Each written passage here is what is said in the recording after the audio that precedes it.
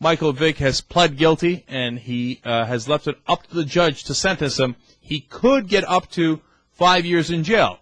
On the other hand, he could get a year and a day. And if he gets a year and a day, believe it or not, he could actually be playing football next season.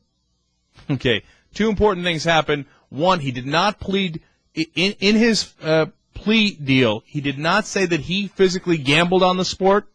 I'm sorry, I call it a sport, on dogfighting. But the reason I call it a sport is because the NFL is making the absurd claim that any kind of gambling on any activity like this could lead to his permanent suspension. Look, what he did was heinous and ridiculous and absurd, and I think he's going to do jail time for it, as well he should. But it's not like he's gambling on football. I mean, what is, or even baseball or basketball, dogfighting isn't a sport, okay?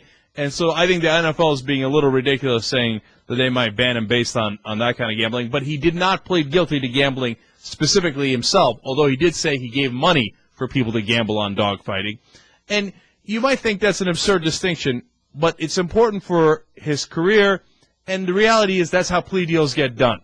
You say, all right, you know what, I'm going to go to jail, maybe for up to as many as 5 years, but just say that, A, I didn't gamble, and B, he did not agree that he physically killed any of the dogs, although he agreed that to say, yes, I ordered the execution of some of the dogs. And even as you say it, it makes a chill go down your spine. But this is something that's visceral, and the reason for it is, and that's why there's a stereotype of, politicians kissing babies and the worst kind of people kicking puppies and being mean to babies. The reason is dogs and children are innocent. We consider them innocent. And if you do something to them, it shows, man, you are a really bad guy. Now, I have friends who say, yeah, that's true, but look at how we torture, animals to get veal. And we had somebody who called in yesterday in the show and said, look at all that we do to the animals that aren't dogs. But once you get to dogs, people go, whoa, whoa, whoa.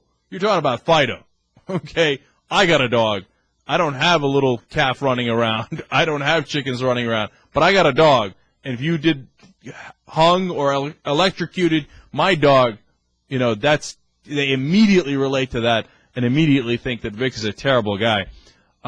Michael Vick found somebody on his way to the courthouse. You're not going to believe who it is.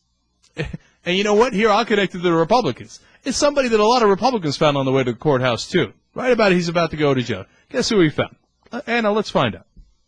And, through this situation, I found Jesus. Oh! And I asked him for forgiveness and has turned my life over to God. Well, you look at that. I wouldn't have figured. It turns out he found Jesus.